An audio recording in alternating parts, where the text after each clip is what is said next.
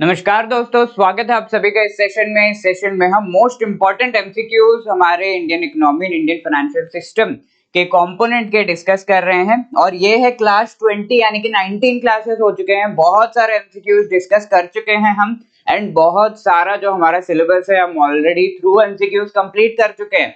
तो I hope आप इस सेशन में जो क्वेश्चन पूछे जा रहे हैं उनको भी आंसर करने के लिए एकदम तैयार हो। ये क्वेश्चन आपको पूछा गया था इन द प्रीवियस सेशन, आपको होमवर्क दिया गया था।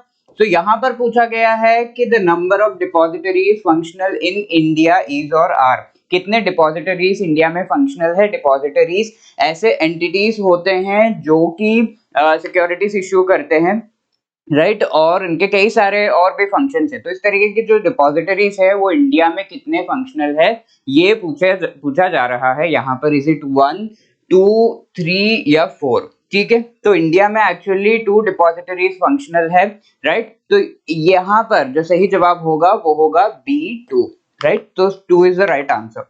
फर्स्ट क्वेश्चन इस सेशन का दोस्तों, government securities can be held in which among the following form. ठीक है, किस फॉर्म में हम गवर्नमेंट सिक्योरिटीज को होल्ड कर सकते हैं, किस फॉर्म में गवर्नमेंट सिक्योरिटीज होते हैं, कहां पर हम उन्हें रख सकते हैं। तो गवर्नमेंट सिक्योरिटीज ऐसे इंस्ट्रूमेंट्स है जिससे गवर्नमेंट अपना जो लेट्स से जो भी डेफिसिट है, जो भी रिक्वायरमेंट है फॉर स्पेंडिंग, उसको फाइनेंस करता है। ओके, तो ये गवर्नमेंट सिक्योरिटीज इशू किए जाते हैं mostly in the form of bonds होते हैं ये। और ये जो बॉन्ड्स है वो प्राइमरी डीलर्स कहा जाता है, वो खरीदते हैं। Primary dealers like the RBI, scheduled banks, कुछ ऐसे और डीलर्स हैं जिनको आरबीआई डेजिग्नेट करता है कि ये प्राइमरी डीलर है, उनके द्वारा ये खरीदे जाते हैं। तो ये जो गवर्नमेंट सिक्योरिटीज है ये किस तरीके से होल्ड किए जाते हैं, तो इनका एक अकाउंट खोला जाता है, उसे हम कॉन्स्टिट्यूएंट जनरल लेजर अकाउंट कहते हैं, राइट। तो फिजिकल फॉर्म में ये जो है अकाउंट में ये जाते हैं। These are held with the banks. Constituent general ledger account held with primary dealers, या फिर डीमेटीरियलाइज्ड फॉर्म में भी हम इन्हें होल्ड कर सकते हैं क्या, by the depository participants of NSDL. ठीक है, तो हमारे जो हम कह सकते हैं दो डिपॉजिटरीज है। हमारा पहला है नेशनल सिक्योरिटीज डिपॉजिटरी लिमिटेड और दूसरा है CDSL, जिसमें हम सेंट्रल डिपॉजिटरी सिक्योरिटीज लिमिटेड। तो ये दो जो हमारे डिपॉजिटरीज है उनमें से एनएसडीएल के पास ये क्या डीमेटीरियलाइज्ड फॉर्म में, डीमैट फॉर्म में रखे जाते हैं। जब आप शेयर्स खरीदते हो डीमैट अकाउंट खुलता है ना, उसी तरीके का डीमेटीरियलाइज्ड फॉर्म की बात की जा रही है यहाँ पर। वैसे भी रखा जा सकता है क्या इन्हें, वो चीज पूछी जा रही है। तो all the 3 are correct here, तीनों ही सही है। बैंक्स के पास, प्राइमरी डीलर्स के पास ये वाला अकाउंट जो है खुलना चाहिए, एंड देन वो मेंटेन किया जा सकता है। साथ में डीमैट फॉर्म में, डीमेटीरियलाइज्ड फॉर्म में इसे एनएसडीएल की डिपॉजिटरी पार्टिसिपेंट्स के पास भी जो है आप रख सकते हो। तो all the 3 are correct, so D is the right answer दोस्तों। यहाँ पर अगर आपने जवाब डी दिया है दैट इज एब्सोल्युटली करेक्ट। आगे बढ़ते हैं question number 2, which among the following is not a reason for interconnectedness of financial markets. ठीक है, तो फाइनेंशियल मार्केट्स के इंटरकनेक्टेडनेस का रीजन इनमें से कौन सा नहीं है। Financial market for example India का फाइनेंशियल मार्केट, किसी और कंट्री का, इंडिया के अंदर भी जो अलग अलग स्टेट्स हैं वो फाइनेंशियल मार्केट्स जो है, मुंबई हो गया, दिल्ली हो गया, इनके बीच जो कनेक्टेडनेस है उसका एक रीजन नहीं है, वो पूछा जा रहा है यहाँ पर। ठीक है, तो यहाँ हम जैसे जैसे ज्यादा से ज्यादा ट्रांजैक्शंस हो रहे हैं इंडिया के अंदर, जो ईज हो रही है ट्रांजैक्शंस की, आराम से आप यहाँ पर बैठ के किसी ऐसे व्यक्ति से जो कि भारत के किसी और कोने में हो, उनको पैसा आराम से भेज सकते हो यूपीआई के थ्रू। कैसे हुआ ये? टेक्नोलॉजिकल डेवलपमेंट की वजह से, राइट। तो ये ट्रांजैक्शन हुआ। इसी तरीके से फाइनेंशियल मार्केट्स जो अलग अलग स्टेट्स में है एंड इवन अलग अलग कंट्रीज में है, उनकी कनेक्टिविटी बढ़ाने का रीजन क्या है और इनमें से कौन सा नहीं है वो रीजन, वो पूछा जा रहा है। पहले मोबिलिटी ऑफ कैपिटल, यानी कि बढ़ाने का रीजन था कि कैपिटल बहुत मोबाइल होते जा रहा है। मोबाइल होने का मतलब है बहुत ज्यादा मूवमेंट, बहुत ज्यादा ट्रांजैक्शन हो रहे हैं इंडिया के अंदर और इंडिया के बाहर।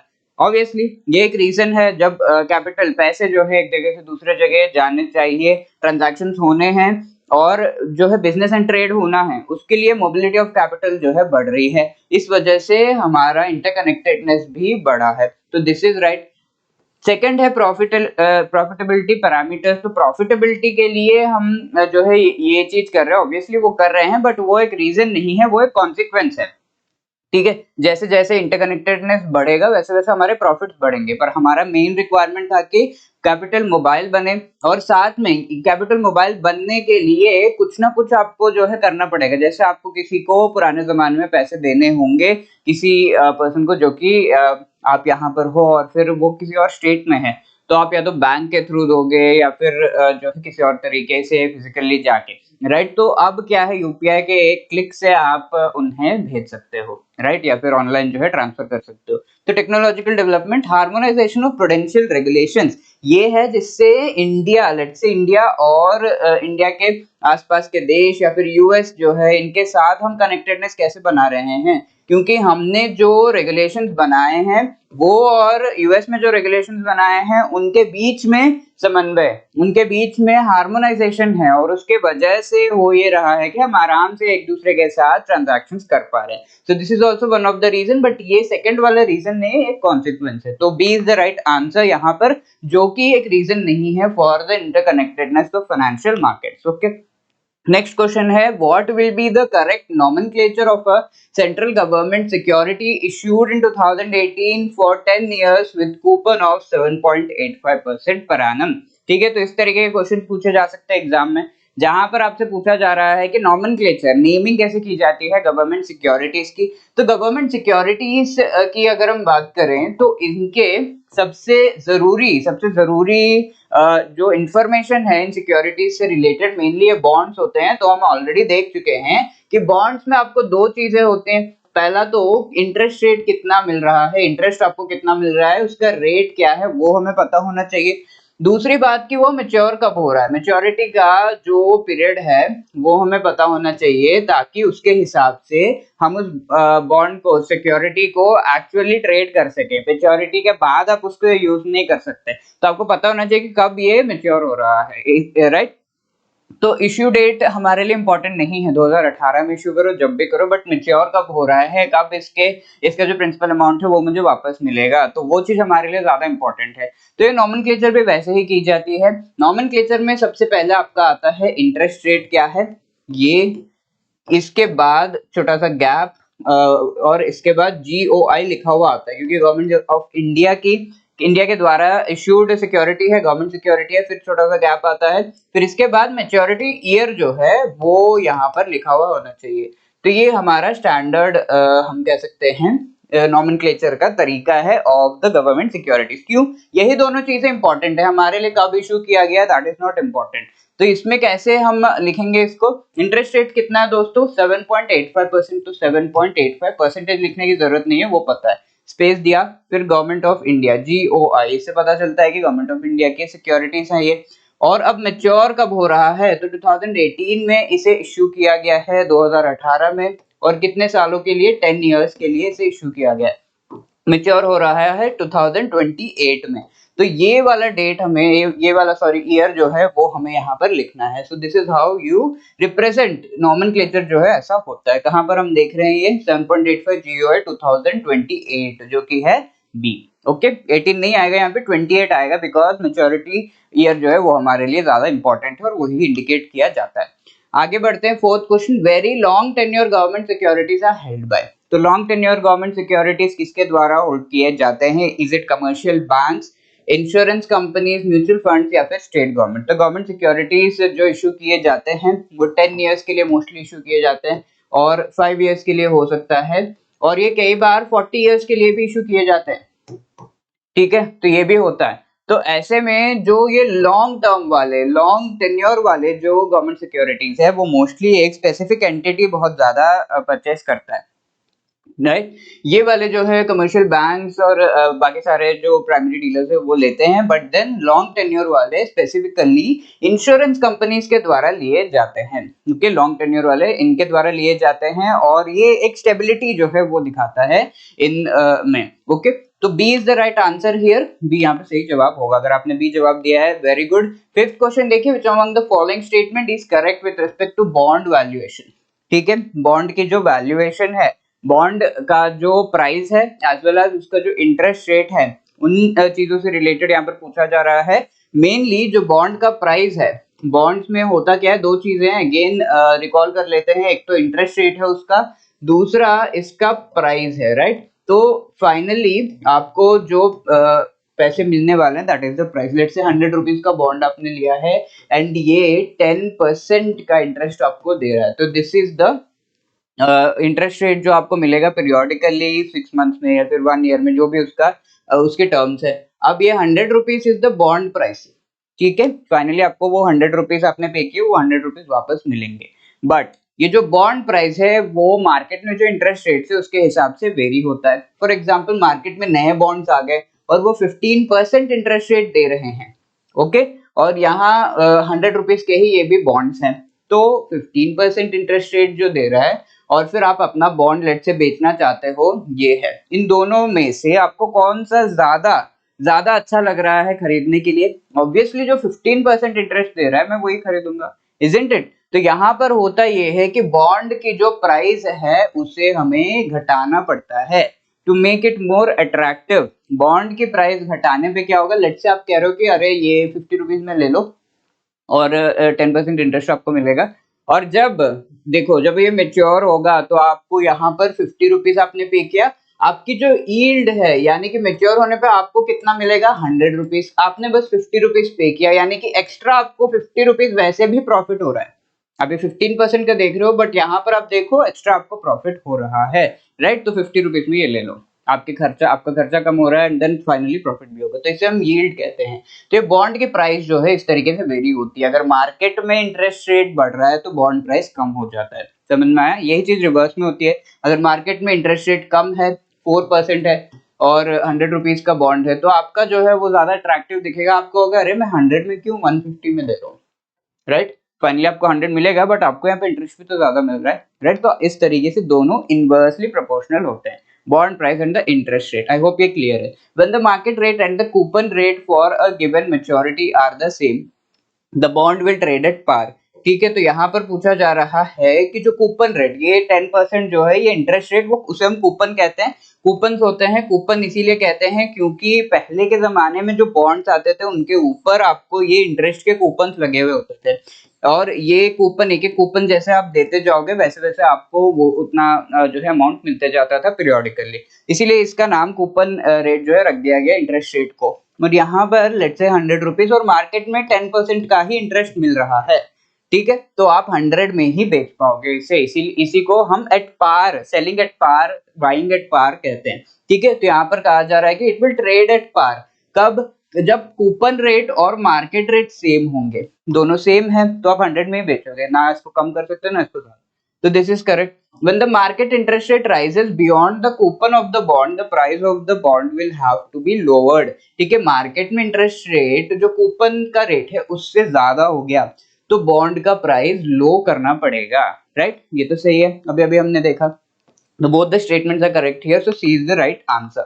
Sixth question, government securities in India are issued for a minimum amount of dash and multiples of dash thereafter। 10,000, 5,000 है, 10 है, 20 है या 25,000 है, ठीक है। तो इनमें से सही जवाब है 10,000 रुपीज जो है इतना का मिनिमम अमाउंट का गवर्नमेंट सिक्योरिटी आपको परचेज करना होगा, एंड उसके आगे जो मल्टीपल्स है वो भी 10,000 के होते हैं, यानी कि 10,000 हो गया, फिर 20,000 का आपको मिलेगा गवर्नमेंट सिक्योरिटी, 30-40,000 का, तो ये 10 के मल्टीपल्स आपको आगे मिलेंगे। आपको 15,000 का जो है गवर्नमेंट सिक्योरिटी नहीं मिलेगा, मल्टीपल्स ऑफ 10 ओनली आप देखोगे।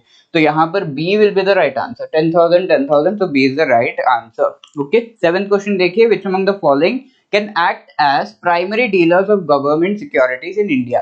तो मैंने आपको बताया था कि जो गवर्नमेंट सिक्योरिटीज हैं इनको खरीदने वाले जो होते हैं उन्हें प्राइमरी डीलर्स कहा जाता है, राइट। आप और आप क्या मैं जाके सीधा गवर्नमेंट सिक्योरिटीज नहीं खरीद सकते, ऑल्दो एक स्कीम आरबीआई लेकर आई है उसके थ्रू हम खरीद सकते हैं, बट इन जनरल ये जो खरीदा जाता है वो प्राइमरी डीलर्स के द्वारा खरीदा जाता है। उस स्कीम के बारे में भी हम आगे बात करेंगे, but for now only primary dealers can buy, हम नहीं खरीद सकते। Which among the following can act as primary dealers. तो ये प्राइमरी डीलर्स कौन होते हैं, कौन है ये पूछा जा रहा है। Subsidiary of scheduled commercial banks, तो शेड्यूल्ड कमर्शियल बैंक के सब्सिडियरीज या फिर शेड्यूल्ड कमर्शियल बैंक्स खुद ही होते हैं, ये यहाँ पर दिया गया। Subsidiary setup in India by entities incorporated abroad, let's say US का अमेरिकन जो बैंक है उस बैंक के कोई सब्सिडियरी इंडिया में इनकी ब्रांच है और वो खरीदना चाहते हैं, तो can they buy. Company incorporated under the companies act 1956। तो कुछ कंपनीज जो हैं उन्हें आरबीआई के थ्रू जाना पड़ता है, एंड आरबीआई अगर ओके कर दे तो can these companies also by these government securities, तो तीनों ही खरीद सकते हैं। यहाँ पर कमर्शियल बैंक्स हो गए एंड जो फॉरेन बैंक्स है वो साथ में कंपनीज आल्सो कैन बाय। तो all the three are correct here, all the three जो है प्राइमरी डीलर्स के लिस्ट में आते हैं। अगर आपने जवाब डी दिया है, रियली गुड। 8th क्वेश्चन दोस्तों आपके सामने है, which among the following statement is correct with respect to fixed income money market and derivatives association of India. ठीक है, तो यहाँ पे इसके बारे में पूछा गया, fixed income money market and derivatives association, ये एक एसोसिएशन, एक ग्रुपिंग है, उससे रिलेटेड पूछा गया। It is a self regulatory organisation associated with fixed income and derivatives markets in India. ठीक है, तो फिक्स्ड इनकम मोस्टली बॉन्ड्स जो है वो फिक्स्ड इनकम आपको देते हैं, फिक्स्ड आपकी interest rate, and after maturity fixed आपको जो है पैसे मिलते हैं, वो हो गया। एंड देन डेरिवेटिव्स, आप जो है लेट्स से एक फार्मर हो तो अपना एग्रीकल्चरल जो प्रोड्यूस है उसको वेयर हाउस में रख के उसके सामने आप जो है डेरिवेटिव ले सकते हो, इतने पैसे मुझे मिलेंगे और फिर मुझे इतने पैसे चाहिए। तो इस तरीके से डेरिवेटिव्स होते हैं जिनके वैल्यू डिराइव्ड होती है of the with respect to underlying asset. ठीक है, तो उन्हें हम डेरिवेटिव्स कहते हैं। तो इनसे रिलेटेड ये एक सेल्फ रेगुलेटरी ऑर्गेनाइजेशन है। जी हाँ, ये तो सही है। It is an association of commercial banks, financial institutions and primary dealers. Yes, that is also correct. ये एक ग्रुपिंग है, एक जो है एसोसिएशन है, कमर्शियल बैंक्स इसमें है, financial institutions and primary dealers ने मिलकर ये एक एसोसिएशन बनाया है, और ये सेल्फ रेगुलेटरी है, खुद को रेगुलेट करता है, और ये किससे डील करता है, फिक्स्ड इनकम जो है इंस्ट्रूमेंट्स एंड डेरिवेटिव मार्केट से। So these both are correct. C will be the right answer here, right? अब देखते हैं 9th क्वेश्चन। तो देखिए यहाँ पर ये बहुत ही बढ़िया स्कीम के बारे में बताया गया है, आरबीआई का रिटेल डायरेक्ट स्कीम। तो पहले मैंने बताया था आपको कि गवर्नमेंट सिक्योरिटीज वो ओनली प्राइमरी डीलर्स खरीद सकते हैं, बट आरबीआई ने ये आरबीआई स्कीम लेकर आया जहां पर इंडिविजुअल्स जो आप और मैं हैं वो भी इसे खरीद सकते हैं, गवर्नमेंट सिक्योरिटीज को खरीद सकते हैं, ये मौका दिया गया, राइट। तो ये जो स्कीम लाई गई है by the reserve bank of India, इसके थ्रू क्या हम सिर्फ गवर्नमेंट सिक्योरिटीज खरीद सकते हैं या फिर और भी कुछ, और भी कोई ऐसे इंस्ट्रूमेंट जो कि इन जनरल इंडिविजुअल नहीं खरीद पाते थे वो खरीद सकते हैं। तो यहाँ पे पूछा गया retail direct scheme of RBI enables retail investors. तो रिटेल इन्वेस्टर्स कौन है, आप और हम, जो कि खुद का पैसा यूज करके कोई चीज खरीद रहे हो, तो वो रिटेल इन्वेस्टर्स हो गए। फॉर एग्जांपल बैंक्स की अगर मैं बात करूं तो बैंक्स खुद का पैसा यूज नहीं करते हैं, बैंक्स को डिपॉजिट्स आते हैं और वो डिपॉजिट्स यूज करके सिक्योरिटीज खरीदेंगे, बट आप और मैं खुद का पैसा, खुद का कमाया हुआ पैसा यूज करेंगे, तो इन्हें इंस्टीट्यूशनल इन्वेस्टर्स कहते हैं। और ये हम आप जो खुद का पैसा यूज कर रहे हैं दे आर रिटेल इन्वेस्टर्स। ठीक है, sell which among the following. तो ये लोग जो है खरीदना और बेचना, इनमें से कौन से चीज को कर सकते हैं as part of retail direct scheme RBI की। तो गवर्नमेंट ऑफ इंडिया के treasury bills, government of India के dated securities, sovereign gold bonds या स्टेट डेवलपमेंट बॉन्ड्स, ये सारे जो है पहले इंडिविजुअल्स नहीं खरीद सकते थे, रिटेल इन्वेस्टर्स नहीं खरीद सकते थे, बट अब आरबीआई के स्कीम के तहत ये सारे ही आप खरीद सकते हो। ये सेंट्रल गवर्नमेंट के द्वारा इश्यूड होते हैं, ये central as well as state government के द्वारा, sovereign gold bonds in general, and then state development loan state government के द्वारा इश्यू किए जाने वाले इंस्ट्रूमेंट्स है। तो ये सारे आप खरीद सकते हो as per this scheme. Obviously कुछ कंडीशंस को मीट करना है आपको, and then you can buy. So D is the right answer. 10th question देखिए, which among the following bond theorems is not correct, right. The price of a bond is directly related to change in interest rate. तो bonds के बारे में हम बहुत ज्यादा पढ़ चुके हैं। यहाँ पर अगेन बॉन्ड का एक प्राइस होता है, एंड देन बॉन्ड पर आपको कूपन रेट, इंटरेस्ट रेट देखने को मिलता है। ठीक है, इनके वेरिएशन और बॉन्ड के वैल्यूएशन से रिलेटेड थ्योरम्स बने हुए हैं कि इनका जो प्राइस होना चाहिए वो किस तरीके से वेरी करेगा। ऑब्वियसली ये तो फिक्स्ड है, ये कूपन जो रेट है, इंटरेस्ट रेट फिक्स्ड है, आपको इतना इंटरेस्ट तो मिलेगा, बट देन इसके प्राइस आप वेरी कर सकते हो, राइट। इस पे जो मिलेगा फाइनली वो भी फिक्स्ड है, but the price in the market varies, right. तो जो हम ऑलरेडी देख चुके हैं कैसे वेरी होता है, और इनके बीच का रिलेशनशिप कैसा है, जो बॉन्ड प्राइस है that is inversely related, inversely proportional to the interest rate, right. तो ये चीज हम पहले भी देख चुके हैं। यहाँ पे क्या दिया हुआ है, the price of a bond is directly related to change in interest rate. जैसे जैसे इंटरेस्ट रेट मार्केट में बढ़ता है वैसे वैसे आपका जो बॉन्ड प्राइस है वो घटते जाता है, दे आर इनवर्सली प्रोपोर्शनल। तो पहला वाला ही गलत है, right, A is the right answer here. But then बाकी भी पढ़ लेते हैं। The increase in price of a bond when the interest rate goes down by a certain percentage is greater than the decrease in its price when the interest rate goes up by the same percentage। ठीक है, the increase in price of a bond, तो जैसे इस यहाँ पर ये जो bond price है वो बढ़ेगा कब, यहाँ पर लेट्स से 5% इंटरेस्ट रेट है एंड 100 रुपीज का है। तो आपके पास ये एक बॉन्ड है जहां पर 100 रुपीज पे 10% मिल रहा है, तो आप इसका प्राइस बढ़ा दोगे, आप कहोगे कि 5% है, आपको एक्स्ट्रा प्रॉफिट मिल रहा है, तो मैं इसको 180 रुपीज में बेच रहा हूँ।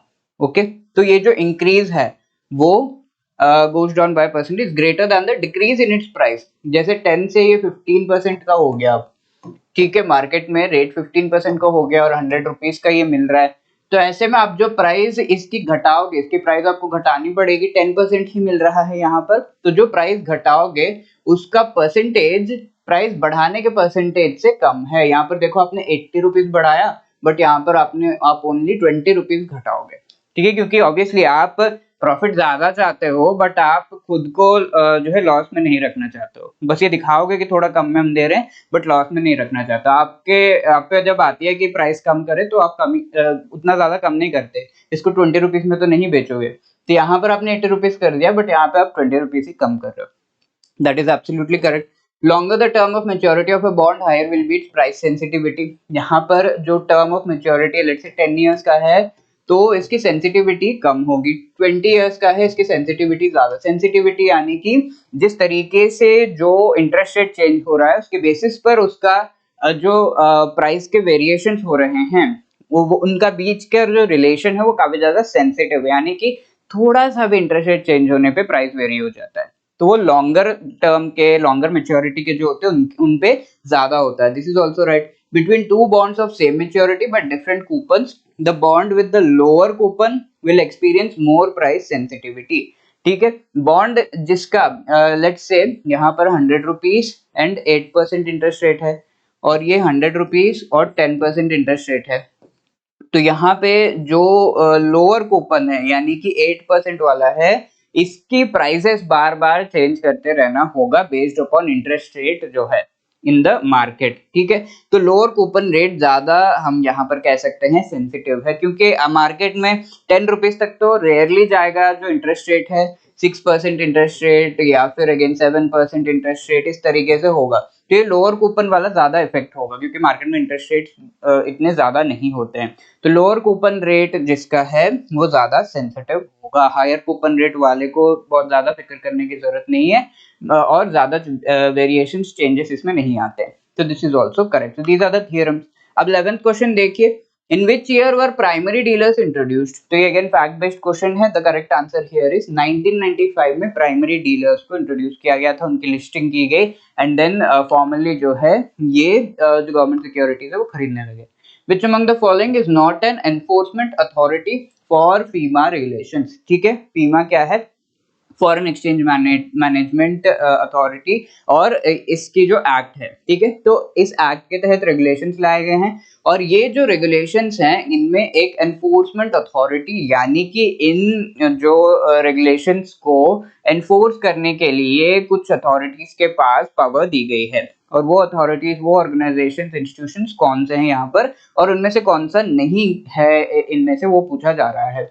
RBI, enforcement directorate, ministry of commerce या मिनिस्ट्री ऑफ फाइनेंस। तो reserve bank of India enforce कर सकती है, राइट। एनफोर्स करने का मतलब है अगर कोई कंप्लाई नहीं कर रहा है उन्हें पनिश करना, सजा देना, तो वो भी किया जा सकता है। ऑब्वियसली फाइनेंशियल टर्म्स में ये होगा। एनफोर्समेंट डायरेक्टरेट भी इसे एनफोर्स कर सकती है, नाम में एनफोर्समेंट है। मिनिस्ट्री ऑफ फाइनेंस भी कर सकती है, बट मिनिस्ट्री ऑफ कॉमर्स के पास इस तरीके के कोई पावर्स नहीं है, राइट। तो ये चीज हमें याद रखना है। C is the right answer.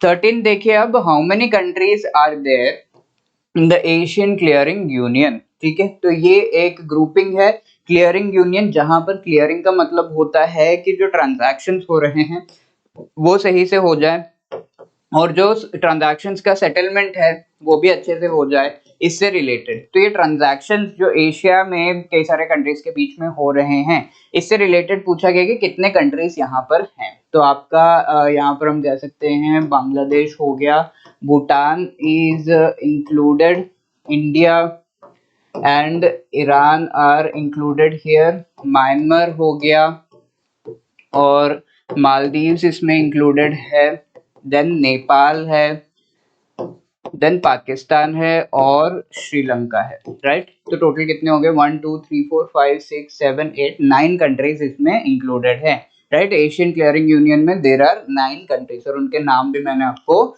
बता दिए। C is the right answer. 14 देखिए, which among the following statement is or correct with respect to depository receipts in India. Depository receipts actually होते क्या है, ये ऐसे इंस्ट्रूमेंट्स है जो कि इशू किए जाते हैं बाय सर्टेन जो लिस्टेड कंपनीज हैं जो कि बाहर के कंट्रीज में हैं, उनके शेयर्स अगर इंडिया में आप खरीद पा रहे हो तो those are called depository instruments, right. तो बाहर कंट्री के, लेट्स से यूएसए के कंपनी के शेयर्स आप इंडिया के स्टॉक एक्सचेंज में देखते हो तो वो जो है डिपॉजिटरीज है, और इंडिया में ये जो इश्यू कर रहे हैं दे आर डिपॉजिटरीज, ठीक है। तो शेयर्स वो लेते हैं, अपने पास रखते हैं और वो वापस से इंडियन शेयर्स के रूप में उन्हें जो है इंट्रोड्यूस किया जाता है, राइट। तो ये चीज किया जाता है बाय द डिपॉजिटरीज। और यहाँ पर पूछा जा रहा है इनसे रिलेटेड करेक्ट स्टेटमेंट क्या है। It is transferable financial instrument, जी हाँ आप ट्रांसफर कर सकते हो, आपको नहीं चाहिए इंडियन को बेच दो। It is issued by a local publicly listed company, जी नहीं, लोकल लिस्टेड कंपनी नहीं, ये फॉरेन लिस्टेड कंपनी के शेयर्स आपको इंडियन स्टॉक एक्सचेंज में देखने को मिलेंगे। It is traded on a local stock exchange, जी हाँ, राइट। तो यहाँ पर इंडियन लोकल नहीं होगा, यहाँ पर फॉरेन होगा, फॉरेन कंपनी के। फॉर एग्जांपल इंडिया के शेयर्स यूएस में अगर कोई खरीदना चाहता है तो वहां पर डिपॉजिटरी होगा एंड इंडिया के शेयर्स वो यूएस में खरीदेगा, तो यूएस के लिए वो लोकल हो गया। इस तरीके से second is not correct, second जैसे इनकरेक्ट हुआ, C is our right answer, 1 and 3 only. Okay, अब 15 क्वेश्चन आपके लिए होमवर्क है। What is the threshold transaction limit under FX retail platform with zero fee in a day. एक दिन में, for example आप यूपीआई ट्रांजैक्शन कर रहे हो, उसकी भी एक दिन में लिमिट होती है कि आप इतने ही कर सकते हो। उसी तरीके से एफएक्स रिटेल प्लेटफॉर्म जो कि foreign exchange, FX is what, foreign exchange को जो है इससे रिलेटेड ये प्लेटफॉर्म बनाया गया है, उसमें ट्रांसपेरेंसी लाने के लिए ये किया गया था और ये जो है रिजर्व बैंक ऑफ इंडिया के द्वारा लाया गया है। इस पर जो भी ट्रांजैक्शन आप कर रहे हो फॉरेन एक्सचेंज से रिलेटेड, उस पर एक लिमिट है, कितने कर सकते हो, वो लिमिट क्या है। इज इट 1 मिलियन $, 50,000, 7.5 या फिर 10 मिलियन। जो भी आपका सही जवाब आपको लगता है please mention that in the comment section. और इसके साथ अगर आपकी कोई भी क्वेरीज है इस नंबर पर आप कॉल कर सकते हो या फिर you can drop a mail at hello@edutap.co.in। All the best, जय हिंद।